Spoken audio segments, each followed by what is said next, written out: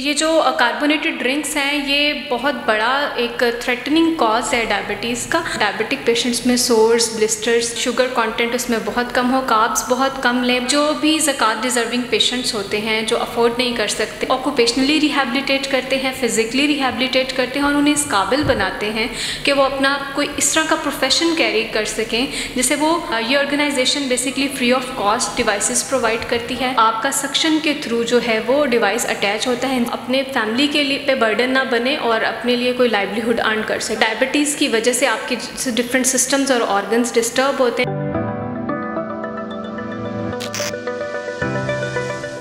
अस्सलाम वालेकुम नाज़रीन, मैं खलील अल चौधरी और आज हम आए हैं डॉक्टर अक्सर साहिबा के पास। इनसे बात करेंगे कि ये अक्सर जो है सुनने में आया है कि जो डिसेबल पर्सनस हैं उनको सपोर्ट करती हैं, उनका ट्रीटमेंट भी करती हैं आलमोस्ट फ्री ऑफ कॉस्ट। जो है उनको जो लेग्स चाहिए होती हैं या जिसको जो जिस चीज़ की ज़रूरत होती है वो मुहैया करती हैं। उनसे पूछते हैं कि ऐसा एक गवर्नमेंट हॉस्पिटल के अंदर बैठ कर कैसे पॉसिबल है। अस्सलाम वालेकुम। जी वालेकुम अस्सलाम। क्या हाल है डॉक्टर साहिबा? जी अल्हम्दुलिल्लाह, मैं बिल्कुल ठीक। अच्छा, ये जो हमारी ऑर्गेनाइजेशन है association of rehabilitation for physically disable helping hearts caring souls, ये फ़ंड रेज़ करती है बेसिकली। और जो भी ज़कात डिज़र्विंग पेशेंट्स होते हैं जो अफोर्ड नहीं कर सकते, मोस्टली डिसेबल होते हैं और वो अपना लाइवलीहुड जो है अर्न नहीं कर सकते और ओनली रे ऑफ होप होते हैं अपनी फैमिली के लिए, तो उनके लिए हम उन्हें ऑक्यूपेशनली रिहैबिलिटेट करते हैं, फ़िज़िकली रिहैबिलिटेट करते हैं और उन्हें इस काबिल बनाते हैं कि वो अपना कोई इस तरह का प्रोफेशन कैरी कर सकें जिसे वो बेगर्स ना बने, हमारे कंट्री के ऊपर, हमारी स्टेट पे वो बर्डन ना बने। तो इस तरह का हमारा काम है।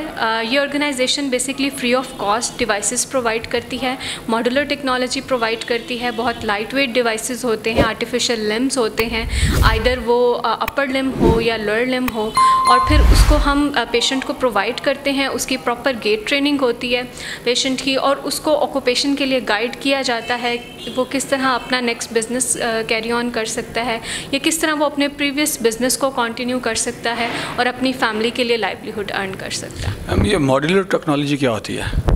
मॉड्यूलर टेक्नोलॉजी बेसिकली ये है कि इसमें हम पाइलॉन यूज़ करते हैं इंस्टेड ऑफ कन्वेंशनल वुड। जो वुड के डिवाइसेस होते हैं वो बहुत हैवी होते हैं और वो पेशेंट के लिए कैरी करना बहुत डिफ़िकल्ट होता है। उन डिवाइसेस के वेट के साथ वो अपना प्रोफेशन कैरी ऑन नहीं कर सकता, उसके लिए वो कैरी ऑन करना बहुत डिफ़िकल्ट है।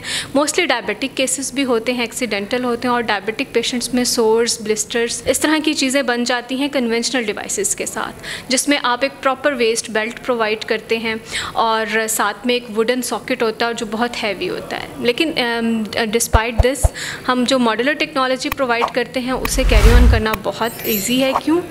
क्योंकि उसमें जो है वो आपका सक्शन के थ्रू जो है वो डिवाइस अटैच होता है इंस्टेड ऑफ बेल्ट्स और वो बहुत लाइट वेट होता है। उसमें पाइलॉन यूज़ होती है इंस्टेड ऑफ वुड और जो है मटेरियल्स इस तरह के लाइट वेट होते हैं कि वो पेशेंट अपना ऑक्यूपेशन जो है वो ईज़िली कैरी ऑन कर सकता है।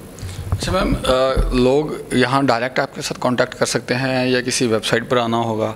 किस तरह से अपने लिए ये जो आप लोगों की खिदमत हैं वो हासिल करें? हमारी जो है वो हमारा पेज भी है association for rehabilitation of physically disabled के नेम से ARPD। HHCS का भी पेज है, हेल्पिंग हार्ट केयरिंग सोल्स। उस पेज के थ्रू आप कांटेक्ट कर सकते हैं या फिर डायरेक्ट आप मेयो हॉस्पिटल में आएँ, डिपार्टमेंट ऑफ फिज़िकल मेडिसिन में आएँ, ऑर्थोपेडिक वर्कशॉप में, और डायरेक्टली मुझसे कांटेक्ट कर सकते हैं। और अगर वो हमारे क्राइटेरिया में फॉल करता है, यानी कि वो ज़कात डिज़र्विंग है और पेशेंट अफोर्ड नहीं कर सकता, तो वो हम उसे डेफिनेटली कंसिडर करते हैं और अंडर 50 पेशेंट को हम ज़्यादा प्रायोरिटाइज़ करते हैं। क्यों?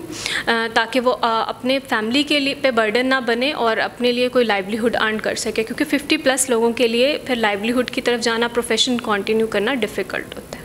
अच्छा मैम, ये जो लोग देख रहे हैं हमारे व्यूअर्स, वो अगर डोनेशन देना चाहें तो उसका क्या प्रोसीजर है? डोनेशन के लिए जो हमारे पेजेस फेसबुक पे मैंने मेंशन किए हैं, ARPD का पेज भी है, HHCS का पेज भी है, उस पे बैंक अकाउंट्स के नेम मेंशन हैं, बैंक अल हबीब के अकाउंट्स हैं, वहाँ पर जाके वो डोनेशन दे सकते हैं या वहाँ पर जो ईमेल है और फ़ोन नंबर्स अवेलेबल हैं उन पे कांटेक्ट करके वो फंड रेजिंग में हमारी हेल्प कर सकते हैं। अच्छा मैम, मैंने ये कुछ अर्से से नोट किया कि जो डिसेबिलिटी है वो बढ़ती जा रही है, इसकी क्या वजूहत हैं वो ज़रा नाज़रीन को बताएँ ताकि जिसके ऊपर हम प्रिकॉशनरी मेजर्स ले सकें और इस तरह की डिसेबिलिटी ना बढ़े?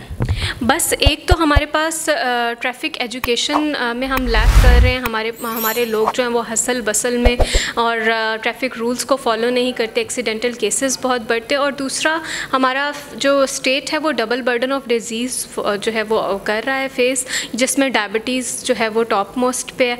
और डायबिटीज़ की वजह से आपके डिफरेंट सिस्टम्स और ऑर्गन्स डिस्टर्ब होते हैं, जिसकी वजह से फिर आप एम्पुटेशन की तरफ हमें पेशेंट को लेकर जाना पड़ता है, क्योंकि वो सोर्स की वजह से गैंग्रीन और इस तरह की चीज़ें ज़्यादा स्प्रेड होती हैं। डायबिटीज़ के बारे में क्या, फिर डाइट के बारे में बताएं? बस हम अपने प्रॉपर डाइटरी इनटेक करें, शुगर कंटेंट उसमें बहुत कम हो, कार्ब्स बहुत कम लें, रिच इन प्रोटीन हो, आपके फैट्स लिपिड्स कम हो, और जो है वो आप प्रॉपर एक्सरसाइज करें, अपनी एक्टिव रहें, डेली लाइफ रूटीन कंटिन्यू करें, वेजिटेबल्स पर आएँ, और जो है वो शुगर इनटेक कम होगा तो डेफिनेटली फिर हम इन चीज़ों को अवॉइड कर सकते हैं। अच्छा मैम, आखिरी सवाल मुझे एक और बताइएगा, ये जो ड्रिंक्स हम ले रहे होते हैं, कोल्ड ड्रिंक्स, और हमारे नौजवान मैंने देखा है कि वो बहुत ज़्यादा एडिक्टेड हैं, मैं नाम नहीं लेना चाहता किसी भी कंपनी के एक मशरूब का, तो उसके बारे में आप क्या बताएंगे? ऐसे कुछ केसेस भी आए हैं?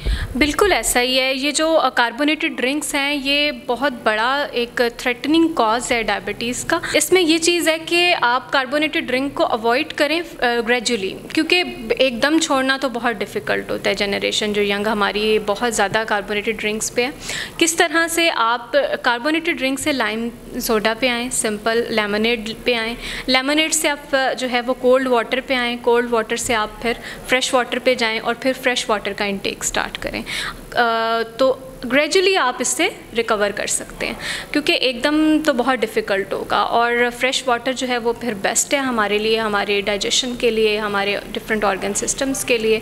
तो ये अवॉइड करना बहुत ज़रूरी है। किडनीज़ को ये बुरी तरह इफ़ेक्ट करता है, आपके लिवर सिस्टम को, आपके ओवरऑल जो है वो डाइजेस्टिव ट्रैक्ट को कार्बोनेटेड ड्रिंक्स बहुत स्पॉइल करते हैं। इसलिए आप ग्रेजुअली इससे रिकवरी की तरफ जाएँ। जी मैम, बहुत शुक्रिया। नाज़रीन, एतदाल पसंदी की बात हो रही थी। ये जो कार्बोनेटेड ड्रिंक्स हैं, हमारे जो यूथ है वो बहुत ज़्यादा ले रही है। हत्ता कि यूथ से बढ़ के 45 ईयर प्लस एज के लोग हैं, उनको भी मैंने देखा है कि वो सिंपल पानी की जगह या शिकंजबीन या गन्ने की जूस की जगह जो है वो कार्बोनेटेड ड्रिंक्स ले रहते हैं, और फिर बाद में शुगर का जो मर्ज़ है वो बढ़ जाता है और फिर डिसेबिलिटी तक बात पहुंच जाती है। जो डिसेबिलिटी है उसके बढ़ने की वजूहत एक्सीडेंटल केस हैं, और वो ट्रैफिक की जो इल्म है, जो नॉलेज है, वो कम होने की वजह से, या जो हम बहुत ज़्यादा जल्दी कर रहे होते हैं उस वजह से। और फिर इसके बाद जो सबसे बड़ी वजह आपने बताई कि वो है शुगर है, और शुगर में हम एतदाल पसंदी नहीं करते, ख़ासतौर पर जब हम खा रहे होते हैं। अपनी सेहत का ख्याल रखें, अपने मुल्क की मईशत का ख्याल रखें। मुझे इजाज़त दीजिए, बहुत शुक्रिया, अल्लाह हाफ़िज़।